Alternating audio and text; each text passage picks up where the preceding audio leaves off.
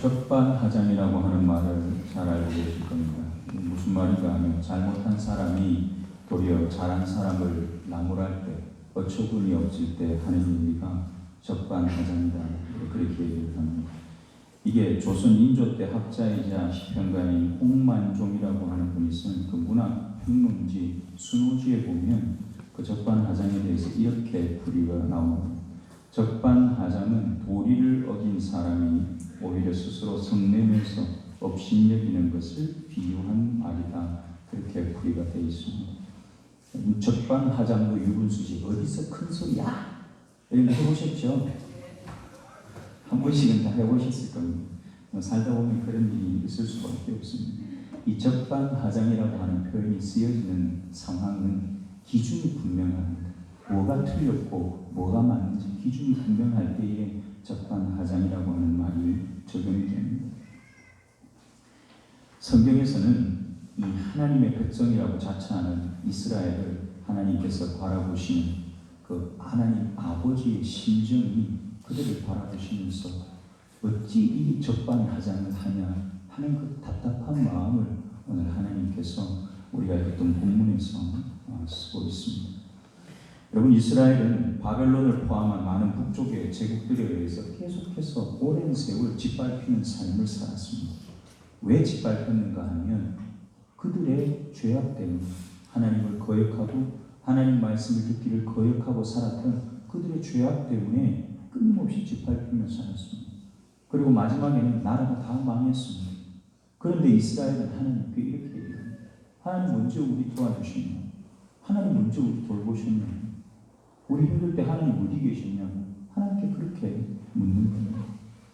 그 이스라엘을 향해서 우리가 읽지는 않았는데 오늘 50장 1절에 보면 하나님께서 이렇게 얘기하신 장면이 나옵니다. 우리 1절 한 번 더 같이 읽겠습니다. 50장 1절입니다. 나 여호와가 이같이 말하노라. 내가 너희의 어미를 내보낸 이혼 증서가 어디 있느냐? 내가 어느 체주에게 너희를 팔았느냐? 보라, 너희는 너희의 죄악으로 말미암아 팔렸고 너희의 어미는 너희의 배역함으로 말미암아 내 보냄을 받았느니라. 아멘. 이게 중요한 표현이 이혼 증서입니다. 구약에 보면 율법서에 모세가 이혼하려거든 정확하게 이혼 증서 써서 줘서 내보내서 딴 남자하고 살게 해주라 그렇게 얘기를 한 데가 있습니다. 근데 오늘 하나님은 이혼 증서를 주셨다고 합니까? 안 주셨다고 합니까? 이혼 증서를 안 주셨고요. 여러분 그게 무슨 말인지 아십니까? 이혼 증서를 써서 주면 너 나가서 다시는 들어오지 마라 그 얘기입니다. 근데 이혼 증서를 써서 주지 않았다는 건 문이 열려 있는 거예요. 기회를 또 주는 겁니다. 네가 들어오고 싶으면 언제든지 다시 들어올 수 있도록 내가 문 열어놓고 기다린다. 그게 하나님이 이혼 증서를 써주지 않았다는 얘기 속에 담겨있는 하나님의 마음입니다. 이스라엘은 자기 스스로가 그들에게 닥친 모든 화를 자취했는데도 불구하고 자기 자신들의 상황을 알지를 못하는 겁니다. 하나님이 이렇게 말씀하시죠.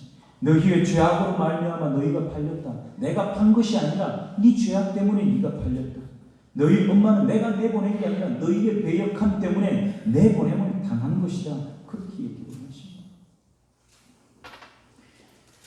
여러분, 이스라엘이 하나님이 하신 말씀을 무슨 말인지 알아들었다고 한다면 삶이 좀 달라졌을 겁니다. 그런데 알아듣지를 못하는 겁니다.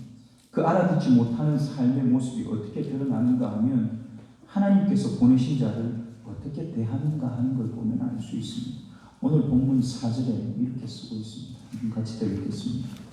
4절입니다. 주 여호와께서 학자들의 혀를 내게 주사 나로 공고한 자를 말로 어떻게 도와줄 줄을 알게 하시고 아침마다 깨우치시되 나의 귀를 깨우치사 학자들같이 알아듣게 하시도다. 아멘. 여기 보니까 내가 계속 내가 나오는데 우리가 이것이 이사야서이기 때문에 나라고 하니까 이사야인가 보다 우리는 그렇게 생각해 볼 수가 있습니다. 물론 이제 역사적으로는 지금 이 바벨론 포로들에게 주어지는 편지인데 바벨론 포로가 된 상황은 이사야가 살았던 상황과 한 100년이 넘는 시간 차이가 있습니다. 그래서 많은 학자들은 이사야가 직접 쓴 것이 아니라 이사야 다음 세대, 이사야가 갖고 있는 신학적이고 선지자적인 그 생각을 계승한 누군가가 그 뒤를 이어서 하나님께서 주신 미래에 대한 위로를 말씀으로 그들을 위로하는 장이 우리가 지금 보고 있는 이 50장의 내용이다. 그렇게 얘기를 합니다. 여러분, 근데요, 이 방금 읽었던 4절에 나오는 얘기 중에서 우리가 기억해야 될 것이 하나님의 종이 이 예언자가 받았다고 하는 것입니다. 뭘 받았다고 했습니까? 학자들의 혀를 하나님께서 내게 주셨다. 그렇게 얘기하죠. 여러분, 학자는 뭡니까? 여기에서 학자는 배운 사람, 그러니까 배운 사람, 가르침을 받은 사람. 내가 나 혼자서 어디서 독학해가지고 세워진 사람이 아니라 다른 누군가로부터 뭔가를 전수받은 사람이 여기에 나와 있는 학자들입니다. 근데 이 학자들이라고 하는 학자라고 우리는 번역을 했는데 실제로는 조금 더 정확하게 얘기하면 제가 금방 말씀드린 대로 가르치시고 배우게 하시고 훈련하시는 분이신 하나님에 의해서 내가 그런 능력을 말할 수 있는 능력을 갖게 된 사람이다. 그렇게 보는 것이 훨씬 조금 더 정확한 표현인 것 같습니다. 그런 능력을 하나님이 주신 이유는 뭐냐? 우리가 본문 4절에 본 것처럼 곤고한 자를 말로 어떻게 도와줄지를 알게 하시기 위해서라고 얘기하십니다. 곤고한 자는 어떤 사람인지 아십니까? 여러분, 요즘은 빨래를 어디에다 합니까? 세탁기에다 하시지만 잘 모릅니다. 안에 들어있기 때문에. 근데 옛날에는 빨래 어디서 하셨습니까? 우리 앞에 흘러가는 강에 나가서 많이 하셨죠. 빨래할 때 빨래를 먼저 어디에 담굽니까? 물통 갖고 와서 물에다 담그고 꺼내가지고 뭐 시내가에 한번 치대고 이거 해가지고 그 다음 뭘로 때립니까? 방망이로 때리죠. 여러분, 물에 적시고 방망이로 때리고 그러면 빨래가 어떻게 됩니까? 완전히 흐느적흐느적하고 힘 없는 빨래가 됩니다. 여기에 공고하다라는 표현은 그런 표현입니다. 치대고 문지르고 두들겨 맞고 그래서 어떻게 해요? 너무 피곤하고 힘들고 아무것도 할 수 없는 상황. 그 공고한 자들에게 오늘 이 예언자 우리 이사야라고 부릅시다. 이사야가 보내진 겁니다. 그런데요, 여러분 생각에는 그렇게 피곤하고 힘들고 고통스러운 사람이 진짜 원하는 건 뭐겠습니까? 그 사람이 뭘 원하겠냐? 가서 아이고 수고했습니다. 등 두들겨주면 그 사람이 좋다고 하겠습니까? 그거는 조금 고생할 때입니다. 내가 견딜 수 있을 만큼 고생할 때. 근데 오늘 이 본문에 나오는 공고한 자처럼 치대고 두들겨 맞고 도저히 일어설 힘이 없도록 완전히 실신할 만큼 그렇게 힘든 상황에 있는 사람에게는 가서 말로 아이고 괜찮 수고하신 이거는 오히려 화가 날 수가 있습니다. 와서 뭐 어쩌자고 그래서 내가 수고했는데 어쩌자고 그렇게 얘기가 나올 수가 있는 거예요. 오늘 본문에 하나님께서는 이 이사야에게 야, 그 사람들 너무 힘드니까 내가 돈을 줄 테니까 돈을 갖고 가라. 그렇게 하지 않으셨어요. 이사야에게 뭘 주셨는가 하면 입에 말을 주셨습니다. 말. 이 말은 그냥 내 말이 아니라 하나님께서 주시는 약속의 말이고 하나님께서 주시는 희망의 말입니다. 만약에 그게 사람의 말이었으면 이사야 자신의 말이었으면 가서 정말 맞아 죽어도 할 말이 없었을지도 모릅니다. 그런데 오늘 이사야는 실제로 갔는데 사람들이 어떻게 했습니까? 사람들이 이사야의 말을 들어줬습니까? 안 들어줬습니다. 6절을 한번 보십시오. 어떻게 됐는가? 6절 같이 읽겠습니다. 6절입니다. 나를 때리는 자들에게 내 등을 맡기며 나의 수염을 뽑는 자들에게 나의 뺨을 맡기며 모욕과 침뱉음을 당하여도 내 얼굴을 가리지 아니하였느니라. 아멘. 문제는 누구에게 있는가 하면 듣는 사람들에게 있습니다. 이사야는 자기 말을 가지고 간 것이 아니라 하나님이 그에게 주신 말을 가지고 그들에게 갔습니다. 그런데 그들은 어떻게 했습니까? 등을 때리고 짝대기로 때린 거죠. 그러니까 두들겨 패고 왜? 지금 그것 가지고 우리가 살겠냐 이 말이에요. 지금 당장 먹을 게 없고 지금 당장 내가 일어설 힘이 없는데 네 하는 그 말로 내가 살겠냐 그 말이에요. 뺨을 때리고 수염을 뽑고 침을 뱉고 모욕을 하고 여러분 어떻게 하나님께서 보낸 사람인데 자기 일을 하러 간 것이 아니라 하나님이 보내서 하나님의 말씀을 전하러 간 사람인데 그 사람이 이런 꼴을 당해야 되는 겁니까? 이유는 한 가지입니다. 서로 생각과 목적이 다르기 때문에 그렇습니다. 하나님께서 이사야를 보내서 그들에게 주기를 원하는 것과 그 말씀을 받아야 되는 사람들이 원하는 것이 서로 다른 겁니다. 나는 돈이 필요하고, 나는 지금 당장 건강이 필요하고, 나는 지금 당장 먹고 살 일이 필요한데 말씀이 뭐냐라는 겁니다. 필요 없다는 겁니다. 그들은 지금 당장의 변화를 원했고, 하나님은 지금 당장의 변화가 아니라 그들에게 미래를 약속하기를 원하시는 겁니다. 그 공부한 사람들은 하늘에서 번개가 떨어져가지고 땅이 뒤집히기를 바라는 겁니다. 그래서 적들이 다 삼켜지고 옛날에 내 것 다시 내가 다 회복하고 원래대로 돌아가기를 바라는 겁니다. 세상을 움켜쥘 수 있는 능력자가 좀 우리 이 이스라엘에도 나타나서 자, 나를 따르라, 이젠 돌아가자, 저것들 다 내 발 아래 있다, 그렇게 말해주기를 바라는 겁니다. 그런데 하나님은 그렇게 하지 않으신다는 거예요. 하나님께서 보낸 자를 통해서 모든 사람이 다 위로를 받고 격려를 받는 것은 이사야의 뺨을 때리고 수염을 뽑고 등짝을 때린 사람들도 있었고 침을 뱉고 모욕했던 사람들도 있었겠지만 분명히 그 말을 받아들인 사람들도 있었을 겁니다. 여러분, 어떤 사람이 여호와의 위로를 받고 격려를 자기 것으로 누릴 수 있는 사람이겠습니까? 여호와를 경외하는 사람. 우리가 읽지 않았지만 본문 10절에 보면 그렇게 쓰고 있습니다. 한번 보시기 바랍니다. 10절 다시 한번 같이 보겠습니다. 10절입니다.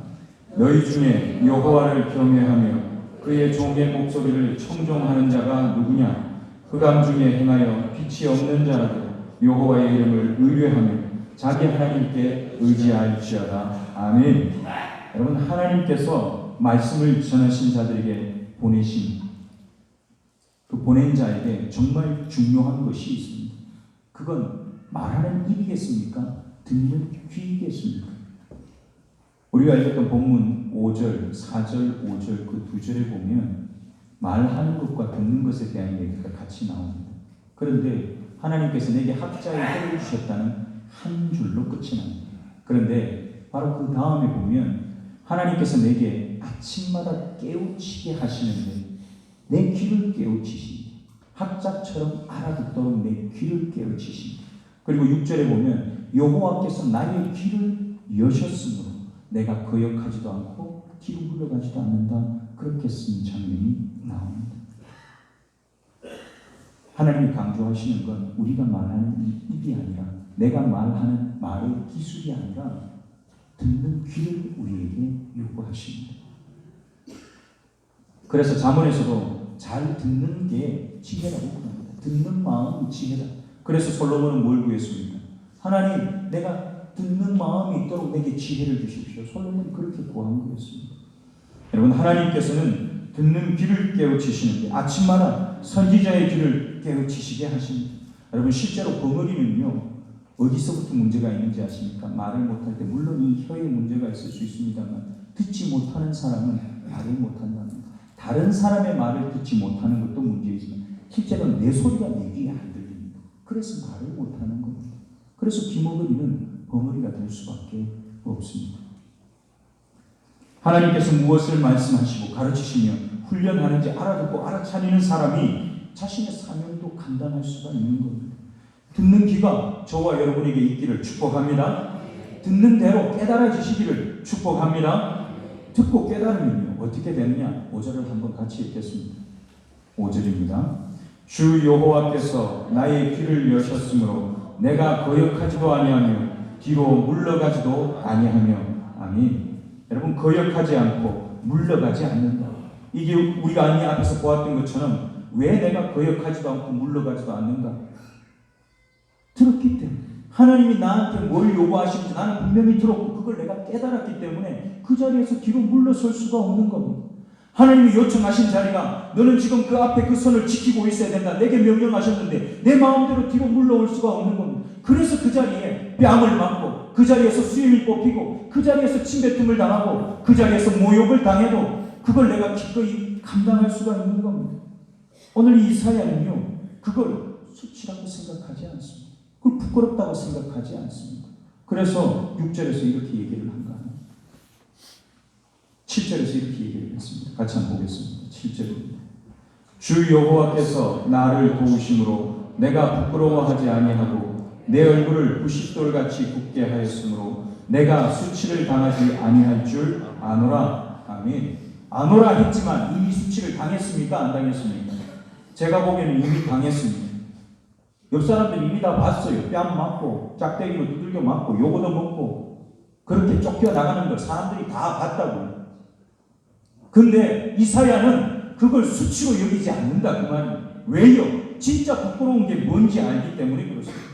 진짜 부끄러운 거는 내가 하나님이 주신 말씀을 선포하고 그것 때문에 사람들에게 욕을 얻어먹는 자리가 아니라 내가 하나님이 주신 말씀을 주신 대로 선포하지 못하는 것, 그게 부끄러운 일인 줄 알고 있기 때문에 이사야는 그것 때문에 자기 자신을 수치스럽게 생각하지 않는 겁니다. 나는 부끄럽지 않다는 겁니다. 저는 이런 부끄럽지 않은 마음, 하나님께서 무엇을 맡겼는지 아시기 때문에 이 부끄럽지 않은 마음이 저와 여러분에게 있기를 축복합니다. 복음을 들을 귀도 깨닫는 마음도 없는 그것이 부끄러운 겁니다. 진짜 부끄러운 것은 들어도 들리지 않고 들었는데도 깨달아지지 않는 것. 여러분 그게 부끄러운 겁니다. 그걸 부끄러운지 모르고 신앙생활을 하는 사람들이 그게 정말 답답한 일입니다. 여러분이 나가서 실패한 건 부끄러운 일이 아닙니다. 내가 절대로 그런 말을 안 하고 살아야지. 그렇게 작정했다고 그 다음 날부터 절대로 그 말 안 하게 됩니까? 그렇지 않습니다. 작정했지만 그 상황 속에 들어가면 또 하게 돼요. 그럼 돌아서서 다시 결심하는 겁니다. 하나님은 저와 여러분이 그래서 이혼 증서를 써주지 않았다고 얘기하는 겁니다. 기회의 문을 열어놓고 너 다시 돌이켜서 나한테 돌아오기만 하면 내가 받아준다. 그게 하나님 아버지의 우리를 향한 마음이라는 겁니다. 정말 부끄러운 건 듣지도 못하고 깨닫지도 못하는 것. 그게 정말 부끄러운 일이라는 겁니다. 하나님의 보내심을 받은 사람은 확신하고 삽니다. 8절에서 이렇게 얘기를 합니다. 8절 한 번 더 같이 읽겠습니다. 8절입니다. 나를 의롭다 하시는 이가 가까이 계시니 나와 다툴 자가 누구냐? 나와 함께 설지어다. 나의 대적이 누구냐? 내게 가까이 나올지어다. 아멘. 나를 의롭다 하시는 하나님은 오늘 이 자리에 여러분 가장 가까이 계신 줄 믿습니다. 오늘 이 자리에는 아버지를 또 남편을 장례하고 함께 예배하는 분도 있습니다. 그럼 그들의 마음이 얼마나 불편하고 아프고 그런지 저는 정확하게는 모릅니다. 아직 저희 아버지는 살아계십니다. 저도 만약에 제 아버지를 잃었다면 훨씬 더 그 마음을 깊이 공감했을지는 모릅니다. 그러나 그 아픈 마음으로 예배하는 이 자리에도 하나님은 그들 가장 가까이 계시고 위로자, 격려자 함께 하시는 줄 믿습니다. 그런 일뿐만 아니라 어떤 사람들은 실패하고 이렇게 와 계신 분이 있을 수도 있습니다. 그런데 하나님은 여러분의 실패를 절대 부끄러워하지 않으십니다. 하나님이 부끄러워하는 건 실패하고도 하나님께 그걸 의뢰하고 하나님 손 붙들려고 하지 않는 그 우리의 태도와 모습을 하나님은 부끄러워하시는 겁니다. 저는 저와 여러분이 하나님 앞에 자랑스러운 사람으로 신앙생활을 하게 되기를 축복합니다. 우리 하나님은 멀리서 지켜보시는 분이 아닙니다. 가까이 계시고 내 손을 잡으시고 버티고 이겨낼 힘을 공급하시는 분이 우리 하나님이십니다. 나를 보내신 이가 나와 함께 하시는 누가 나를 대적하며 누가 나와 다툴 것이니 이사야 선지자는요 큰 소리로 땡땡 고함을 칩니다. 여러분 이거 근거 없는 자신감처럼 보일 수 있습니다. 옆에 사람이 왜? 지금 하는 일이 형통하게 막 잘 되는 게 아니라 두들겨 맞고 쫓겨다니고 그러면서 하는데도 저렇게 큰 소리를 치네. 저게 제정신인가 하는 마음이 옆에서 보는 사람들에게는 들 수 있습니다. 그런데 이사야는 근거가 없는 자신감입니까? 아닙니다. 하나님이 나한테 주신 복음, 하나님이 나한테 주신 그 말씀이 내 마음에 가장 큰 자신감의 근거가 되어야 할 줄 믿습니다. 저와 여러분이 사는 삶에도 마찬가지입니다. 여러분 다른 걸로 여러분 자신감의 근거를 삼지 마십시오. 하나님이 나를 사랑한다 하셨고 그분이 내 안에 계신다 하신 그 말씀이 저와 여러분에게 자신감의 근거가 되기를 축복합니다. 만약 제대로 신앙생활하고 있는 하나님의 백성이라면 하나님께서 자신의 말을 전하도록 보낸 사람을 향해서 어떻게 해야 되겠습니까? 오늘 본문에 나오는 이 사람들처럼 뺨을 때리고 침을 뱉고 수염을 뽑고 모욕하고 여러분 이런 일이 가당키나 한 일입니다. 하나님께서 보낸 자를 통해서 말씀하신 대로 내가 자취한 일에 대해서 하나님 앞에 회개하고 엎드리고 용서해달라고 눈물이 마르지 않도록 하나님 앞에 엎드려 있어도 시원찮을 이 방법이 몽둥이를 들어서 때린다니, 수염을 뽑고 침을 뱉는다니, 여러분 이게 지금 말이 되는 얘기입니까? 이런 사람들을 향해서 하나님은 어떻게 해야 되겠습니까? 여러분 같으면, 여러분이 하나님이시면 이런 사람에게 뭘 해주시겠습니까? 9절에 보니까 이렇게 얘기를 합니다. 다시 한번 봅니다. 9절입니다. 보라, 주 여호와께서 나를 도우시리니 나를 정죄할 자가 누구냐? 보라, 그들은 다 옷과 같이 헤어지며 종이 그들을 먹으리라. 아멘. 오늘 본문에서 하나님은 어떤 경우에도 하늘에서 벼락을 내리지 않으십니다. 잘한 사람에게도 잘못한 사람에게도 갑자기 하늘에서 천군천사가 떨어져서 칼 들고 나타나서 나를 구해주고 그렇게 하지 않으십니다. 반대로 하나님의 말을, 하나님의 말씀을 들을 수 없는 사람에게도 마찬가지입니다. 오늘 9절 말씀은 뭐냐? 옷과 같이 헤어지고 종같이 그들을 먹으리라. 여러분 이게 하루아침에 되는 일입니까? 여러분 입은 옷 하루아침에 달아서 없으시던가요? 입고 시간이 필요합니다. 얼마나 자주 입었냐에 따라서 그 옷이 더 빨리 헤어질 수 있습니다. 내가 얼마나 돌아보지 않았느냐, 관리하지 않았냐에 따라서 종이 더 많이 먹을 수 있습니다. 저와 여러분이 하나님 앞에 사는 삶이 혹시나 오늘 하나님 앞에서 적반하장의 진수를 보여주는 이 이스라엘 같은 모습은 아닙니까? 사랑하는 성도교회 성도 여러분, 우리가 이렇게 어처구니 없는 적반하장의 모습으로 살고 있는데도 하나님은 이렇게 말씀하십니다. 내가 너의 귀를 열어주겠다. 내가 너의 귀를 열어서 배운 사람처럼 알아듣게 해주겠다. 여러분 하나님은 우리에게 이혼 증서를 써주지 않으셨습니다. 왜냐하면 우리가 돌아오기를 바라시기 때문에 그렇습니다. 우리의 닫힌 귀와 우리의 보이지 않는 눈을 하나님은 탓하지 않으십니다. 하나님은 그 눈을 여시고 우리의 닫힌 귀를 여시고 우리의 딱딱해진 마음을 열고 들어오셔서 이곳에 생명의 열매가 맺혀지도록 일하기를 원하시는 분이 하나님이신 줄 믿습니다. 여러분 그래서 현재가 중요합니다. 지금 숨쉬고 있는 이 시간보다 더 많은 시간을 하나님 앞에 약속받으신 분 누구 있습니까? 너는 앞으로 100년 살겠다 약속받으신 분 있습니까? 아무도 없습니다. 지금 저와 여러분이 눈뜨고 예배하고 정신 차려서 하나님이 누구신지 기억하는 이 순간, 여러분 이 순간 현재가 계속 진행되고 있는 거 아닙니까? 그 하나님과 함께하는 현재가 계속되는 이 현재만이 저와 여러분에게 가장 중요한 시간입니다. 우리의 닫힌 귀를 여시고 말씀을 듣고 깨닫게 하시는 성령의 역사를 사모하시기를 축복합니다. 내일이 아니라 예배 끝나고가 아니라 저녁 때가 아니라 지금 이 순간 그 성령을 사모하시기를 축복합니다. 지금 아무리 적반하장적으로 무례하게 살고 있는 사람이라도 하나님께서는 지금 내일이 아닙니다. 지금 하나님께서는 저와 여러분에게 기회를 주십니다. 그러나 그 기회를 발로 걷어차는 사람은 미련한 사람입니다. 우리 중에는 아무도 그런 분이 없기를 축복합니다. 예수 그리스도의 이름으로 명하노니 우리의 귀를 막고 있는 고집의 뚜껑은 사라질지어다. 우리의 마음을 가득 덮고 있는 상처의 그 껍데기들은, 상처의 딱지들은 부드러운 살로 변화될지어다. 주님이 함께 하실 때에만 일어날 수 있는 변화의 역사가 우리 생초교회 안에 가득하게 되기를 간절히 소원합니다.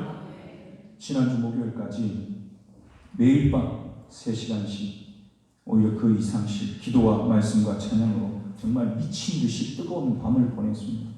그렇게 보낸 밤을 계신 분이 그냥 그렇게 보내신 분도 계실 거고 좀 덜 뜨겁게 보내신 분도 계실지 모르겠습니다. 저는 미치도록 뜨겁게 21일의 밤을 그렇게 보냈습니다. 너무 힘들었습니다. 차라리 새벽기도 설교 준비해서 새벽기도 하는 게 한 100배 정도 더 쉽습니다. 여러분 제 말을 이해하실지 모르겠습니다. 진짜 100배 정도 더는 더 쉽다. 왜냐하면 끝나자마자 이틀 됐는데 그 저녁에 기도하던 시간들 앉아서 제가 설교를 준비하는데 그 기도하고 난 다음에 아침에 못 일어나는 그 피곤함보다 새벽에 새벽 기도하고 설교님의 새벽 기도하고 지금까지 있는 시간이 훨씬 더 가뿐하게 느껴집니다. 물론 그 21일을 하나님 은혜를 주셨기 때문에 그렇다고 생각합니다. 저는 우리 생초교회 안에 하나님이 하실 일이 저는 분명히 있다고 봅니다. 하나님은요 나이가 많거나 나이가 어리거나 그런 걸 하나님은 구별하지 않습니다. 그건 우리 구별입니다. 나이가 많기 때문에 못하고 나이가 어리기 때문에 안 되고 그건 우리의 구별이지 하나님의 구별이 아니라고 하는 겁니다. 여러분 이제는 다시 일상으로 돌아와야 됩니다. 다시 밤에 그렇게 하라면 저는 좀 살려주십시오 하고 빌고 싶습니다. 진짜 힘들었습니다. 저는. 이제 우리가 다시 일상으로 돌아와야 되는데 그동안 새벽기도 쉬셨던 분들은 각오를 새롭게 하시고 매일 삶을 하나님께 듣는 것으로부터 시작하시길 축복합니다. 여러분 적반하장의 날을 기다리시는 그 하나님께 제대로 반응하는 2019년 1월달부터 11월까지는 어땠는지 모릅니다. 그건 이미 다 지나갔습니다. 그런데 우리에게 새롭게 시작되는 마지막 한 달, 2019년의 마지막 한 달은 여러분 새로운 각오로 하나님 앞에 한 해를 돌아보고 내년을 준비하며 새벽부터 일어나서 함께 말씀 듣고 기도하며 하나님 앞에 저와 여러분이 세워지는 복을 누리는 복된 연말이 되기를 간절히 소원합니다. 기도하겠습니다.